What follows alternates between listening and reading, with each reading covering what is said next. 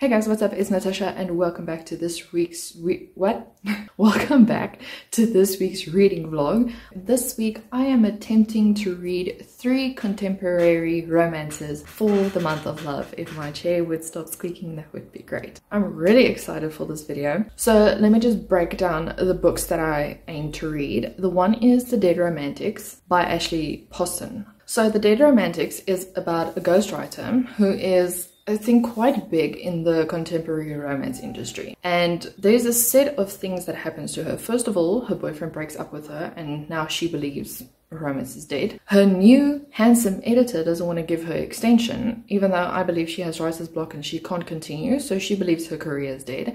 And then she unfortunately has to be called back home because her father passed away. And while she's at the funeral parlor at their home, she sees her editor, who's now a ghost, and she's just as confused as he is as to why he's there. But he also has unfinished business, which makes her believe that, you know, not all love stories are what you write or are what you see. There's different aspects to a love story. It is also part of a book club read that I'm doing, so I'm quite excited for that one. Then the next one is The American Roommate Experiment by Elena Armas. I believe that's how you pronounce her name.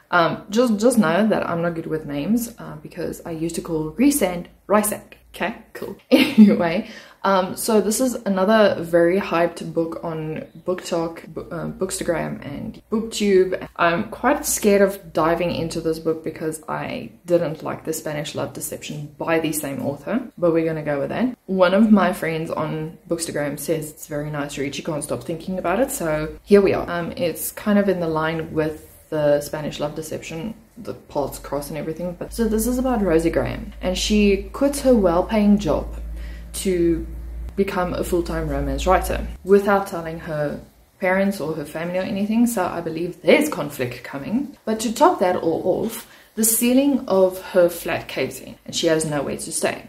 Luckily for her, she's got her best friend's spare key to her apartment, and her best friend is gone at the moment on vacation, but she doesn't know that her best friend also rented out the apartment to her cousin Lucas, who Sophie has been Instagram stalking for some time. So she has a mild crush on, needless to say. Lucas agrees to let Sophie stay there until she finds more affordable housing, but he also makes a deal with her that he will take her on experimental dates so that she can, you know, unlock her writer's block. But Sophie's crush finally starts, you know, manifesting and creating more feelings, and Lucas's time is running out while visiting America. And then the last book is a book by Tessa Bailey. I've seen it on Script and I didn't see any stars on Script, so I believe it's a very new audio, but the book looks goodish.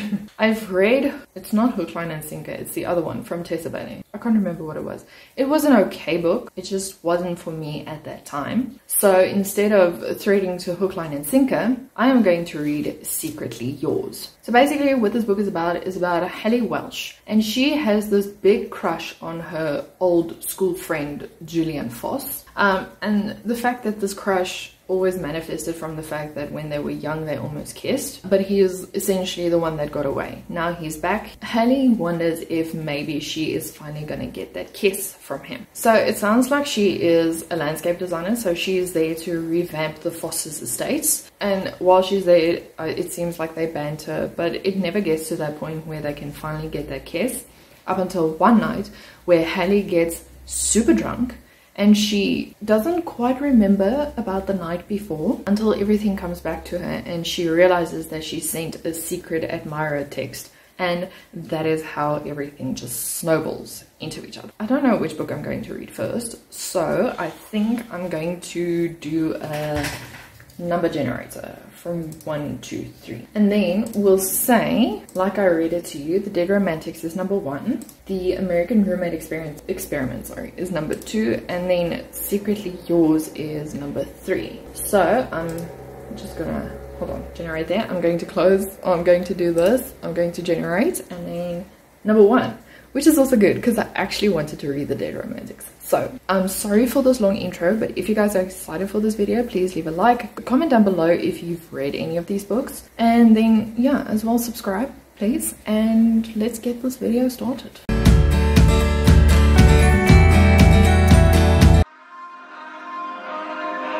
We touch, we break, make it seem like we feel the same. We love what we hate. We lie, but we know we can't water what doesn't grow. Give up, let it go. Well, we fell apart just in time. There is nothing nicer than making yourself a cup of coffee and just getting ready to read the day away. I would walk with this thing, but I filled it up too much, so yeah. I am going to chill for about an hour now. And I'm going to sit and I'm just going to read or listen to the Dead Romantics and just chill, because so far it's good. But I'll give you an update when I reach the 25% mark. I just wiped my eye and I think I forgot I have mascara on, so yay. Okay, so I've reached 26% of the Dead Romantics, and yeah, I'm really quite enjoying it, surprisingly. It's got like a supernatural feel to it. Like, I just scoot right. Like, she sees ghosts. She and her father are the only people who can see ghosts. So, and what I like about this book is that she can distinguish between a real person and a ghost. Because I've read a lot of supernatural stories where the girl can't distinguish between the two, and then it's this very awkward encounter where people look at the character like she's crazy while she's talking to a dead person. So I like that the distinguished thing is there. The main character is very awkward for me at this point.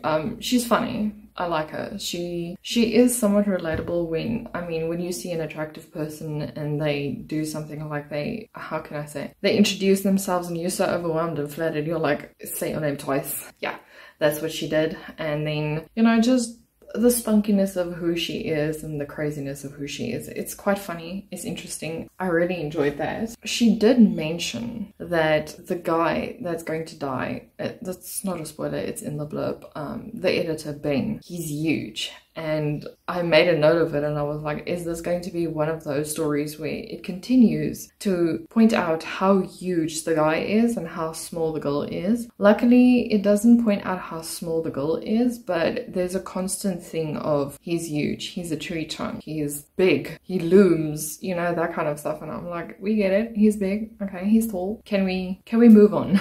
But other than that, it's not bad. It doesn't pop up like every 3 seconds, so for that I'm really appreciative. And there was also one thing where she has a deadline, like for the next day, that she has to take to give the story. She has to give the manuscript, and while walking out after the meeting with her new editor, she's like, I think I'm gonna buy me some books so that I can read. And I'm like, has a deadline but chooses to read instead. That's my kind of goal, because I would much rather read than try and reach a deadline. And I know that's what puts stress on you, but you know, what can you do? We are a procrastination station here, so I'm also very curious as to see why Ben died. I mean, he rocked up at their funeral parlor like just out of the blue, and she put her hand through his chest and he freaked out and then he just disappeared. So I would really like to know what happened, because he still wore the clothes from the last time she saw him, because she saw him at like a pub or a bar, and it's still the same clothes.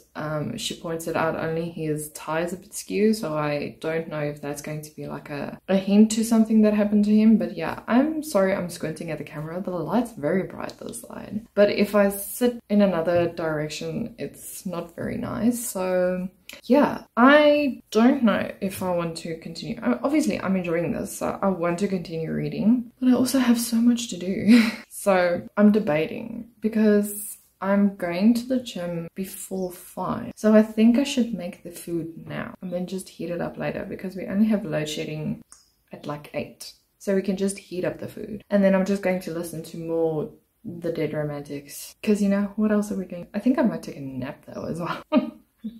I'll update you hopefully when I reach the 50% mark. I aim to finish this book tomorrow because it reads fast, it reads quick. What I can also say about this book, it's very sad that her father died. She has a very close relationship with her father, and it's something that I resonate with as well. I have a close relationship with my father, so it kind of rattles the heartstrings in some way because it's inevitable, everyone's going to die, but there's always this, he wasn't ready, and I didn't expect that because it wasn't his time. It's something that rattles you in a way that you're not used to. So yeah, that is something that just struck the hard chords in a very different way. This is probably why I'm also looking so glum and gloomy. It's not the weather or anything. It's just the fact that it's so sad. You know what I'm going to do? I'm going to sweep, wash the floors because that needs washing. Obviously listen to my book and or read the book and make some food. Sounds like a very productive afternoon.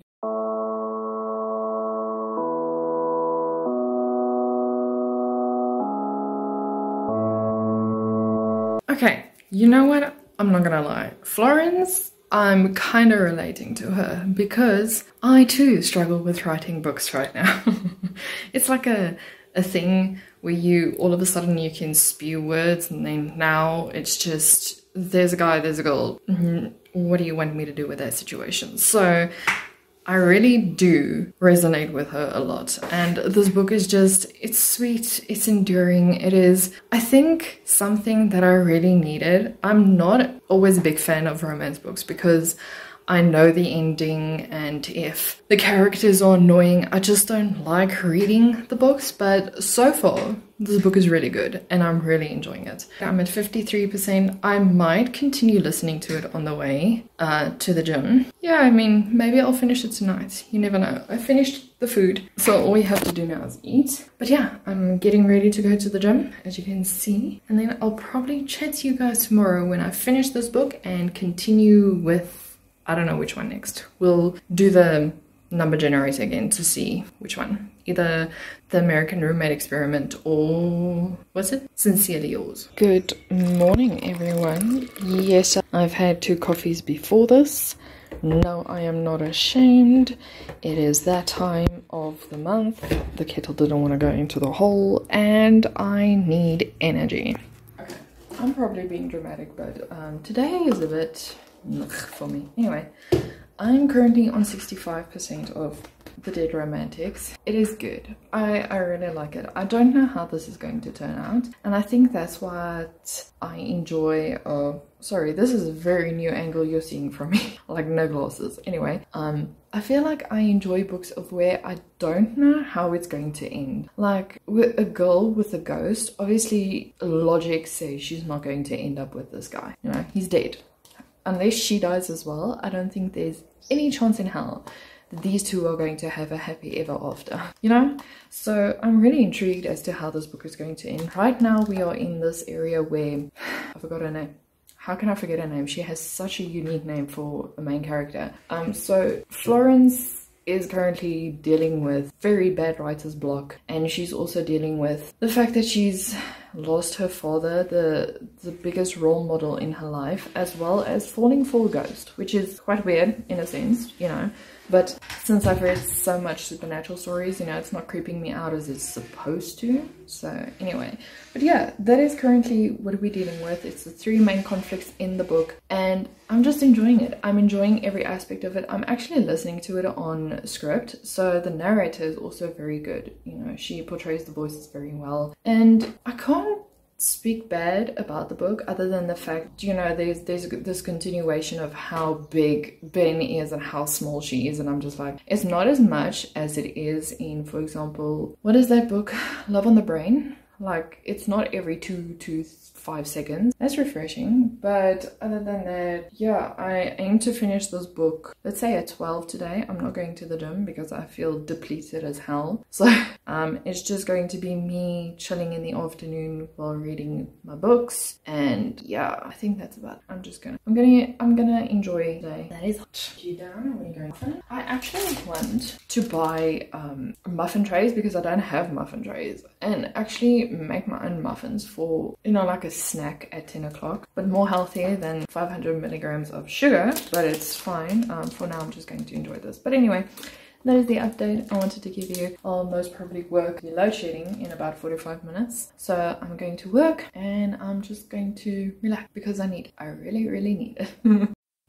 I just finished The Dead Romantics. And yeah, it's a very good book. I need to wrap my head around some stuff, but what I can say is I'm giving it a 4 out of 5 stars. It's not by far like my all-time favorite book. There are very few, you know, that reach that kind of peak, but there was a point in the book where I almost cried. And it wasn't even where they buried her father. It was I think it was somewhere along the line where Ben confessed his love, and even though he's a ghost, you know, nothing's going to happen. It was just so sad. And I don't really cry over books, so that was something new to me. You know, there were tears welling up in my eyes, but that was about that. But it was good. I really enjoyed it. I enjoyed the storytelling as well. It just had such beautiful prose in it, you know. Although the character sees herself as like, it's a preppy kind of Addams Family situation, where even though they, you know, rule over a parlor, a death parlor and everything, not everything is gloomy and glum and gothic and all that. And that was just, it was nice. And yeah, it was interesting, I would say. But the book, it feels like it mainly teaches you how to get over your fears, B, what everyone thinks about you, because whatever they're going to think, it's on them, it's not on you. And it's a story of letting go of the past and accepting what is, and, you know, essentially the fact that you can't change how things happen, but you can change how you react to it. And so now we're moving to the second book, which is either The American Roommate Experiment or Secretly Yours. Let's go to the number generator.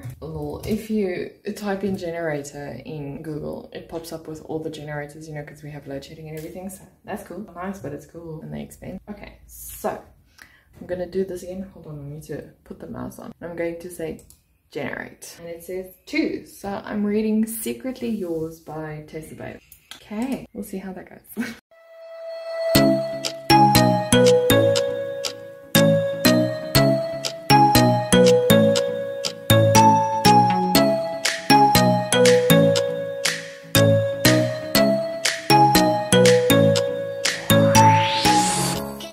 Okay, so I have reached 18% of Secretly Yours, and okay, it's not bad. I'm enjoying the book so far. I think it's just different to read romance books like one after the other than reading high fantasy, because with high fantasy you have to concentrate a lot. With romance books it's just chilling, listen to the story. So basically where I am now is what is said in the blurb. Hallie recreated the garden for the Voss family.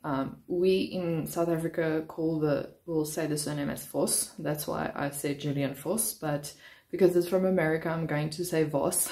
It's a dual POV, so I'm quite enjoying it. Also seeing Julian's side of the story as well as Hallie's side of the story as well. So it's quite interesting so far. So now we've also experienced, you know, the different kinds of characters. They are really opposites in every way. It's kind of like a grumpy sunshine story as well, but also the fact that Hallie is very disorganized and Julian is to the peak very organized. Like, he has a schedule for everything. He writes in 30-minute increments, and if he doesn't reach that 30-minute increment, he can't reward himself with like a glass of whiskey, or when he doesn't follow through with his schedule, he doesn't get a reward, which is, I don't know, there's some organized part of my brain where I'm like, yeah, I like that idea, but the other side is I can't be bothered with such tight schedules. So far, I'm enjoying it. The characters are very diverse. The only thing that I would have a problem with, because I'm close to the 25% mark, I probably won't update you. Maybe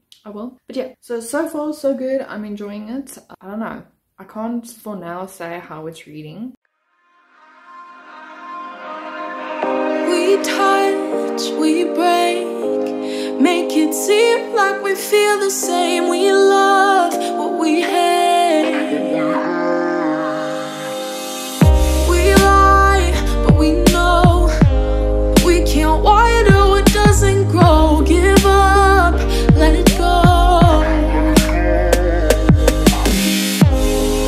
but we fell apart just in time. You say at least it was worth the try. Hey everyone, okay, so I am somewhere in the 40% of Secretly Yours. Now, first of all, I just want to address this. I realized that the book came out this Tuesday, well, the 7th of February. So yeah, that's interesting. Okay. The next thing I want to say is these chapters are so damn long. Each chapter is like 40-30 minutes.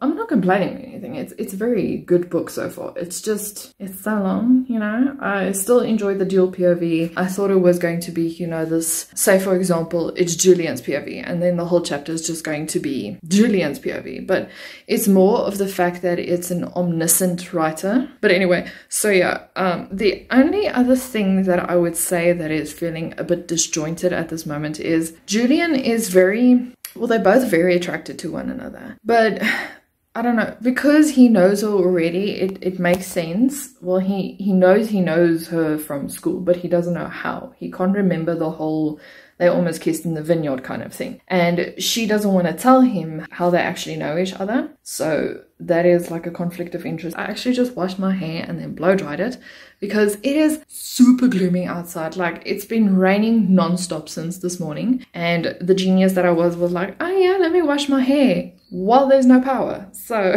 yeah, I'm going to put on my hoodie right now. I'm just going to make me some coffee, heat up my food.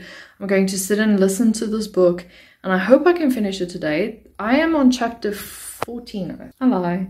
Okay, I'm on chapter 10 of 25 it looks. But this chapter is like, again, 40 minutes long, so it's going to take me some time, but I'm also still working, so I'm multitasking, okay? I'll probably update you when I reach the 75% mark or somewhere close by, because like I said, I'm now 40 somewhere, so I'm not going to update you when there's like a 50% mark, unless something very surprising happens. Also, I want to know what Julian did that made his father loathe him so much, and that made his father choose not to be part of the whole vineyard business. Like, what the hell did he do? Honey, you've got a big storm coming.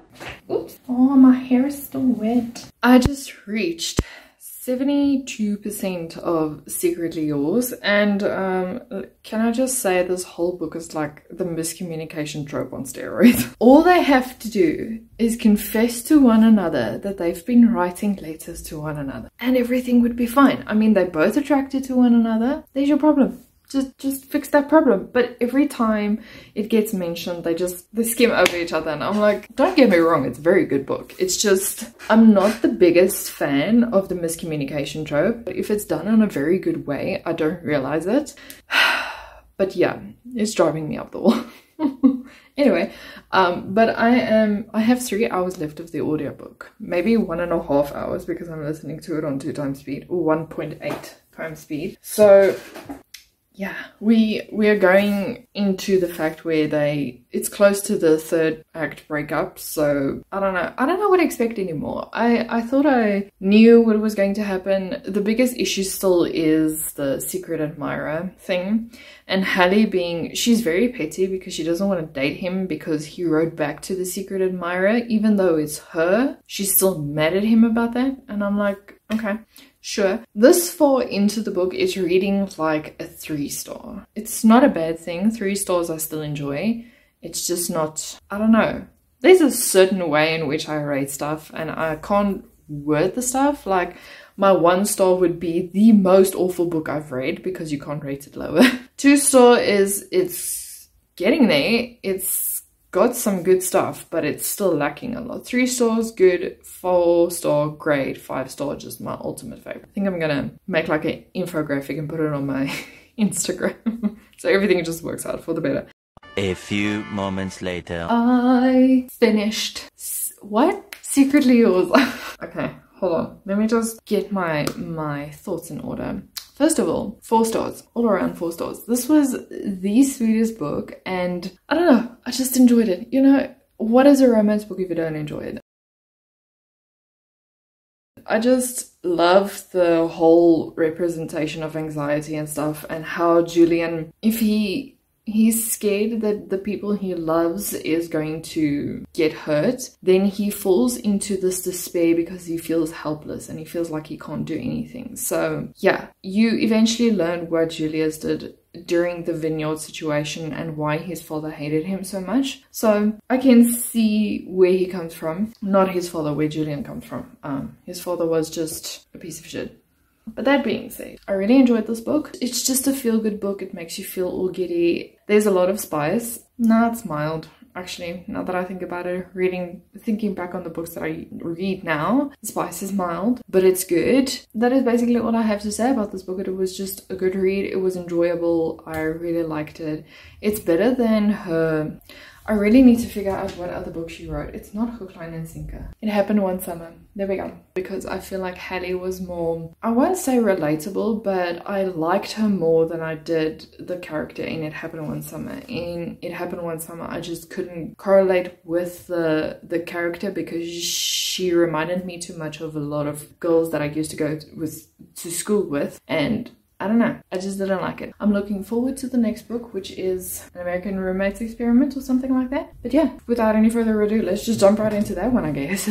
Today is the final stretch. I am finishing The American Roommate Experiment, and I'm super excited for that. Hey everyone, what's up and welcome back to the end of the vlog. I am so sorry I didn't record any of The American Roommate Experiment. I was sitting playing The Sims and listening to the book on this at the same time, so you know there's not much that happened that day. So I just finished the book and that is that. I'm giving The American Roommate Experiment 5 stars.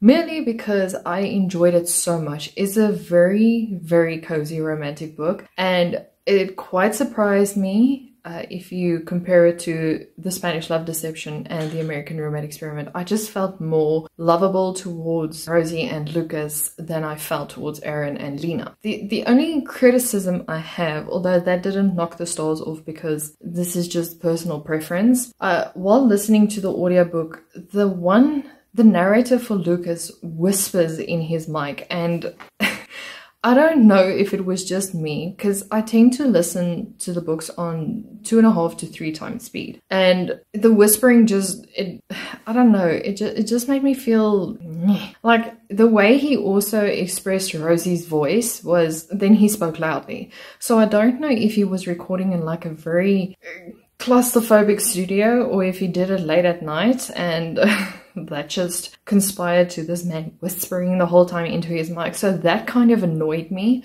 But again, it's nothing on the book, it's nothing on the writing. It's basically, essentially, just the narrator of Lucas's point of view. Whispering and putting it on 2 times speed. I was literally sitting like this, trying to hear him closer, and I couldn't. So I don't know why he was whispering. But again, I'm not rating the audiobook, I'm rating the book. So that didn't knock the stars off. And then also, if you can hear that, it's our neighbors, so I'm sorry.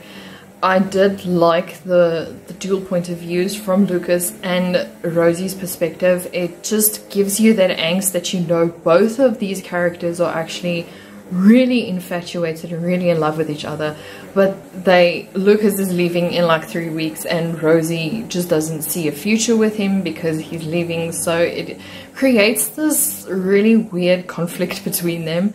But the sexual angst is so high that there were times where I was thinking, kiss her or kiss him, please. If I had the physical book, I would have chucked it. I enjoyed that one completely. Again, it surprised me. So, but other than that, I think that's going to be it for this reading vlog. I hope you guys enjoyed it as much as I did. I loved recording the whole progress, and hopefully I can do this again soon. I don't know with what though. But yeah, I hope you guys enjoyed it. If you did, please remember to like, subscribe, comment down below if you've read any of these books or if you are planning to read any of these books. And I'll see you guys in a video next week. Bye!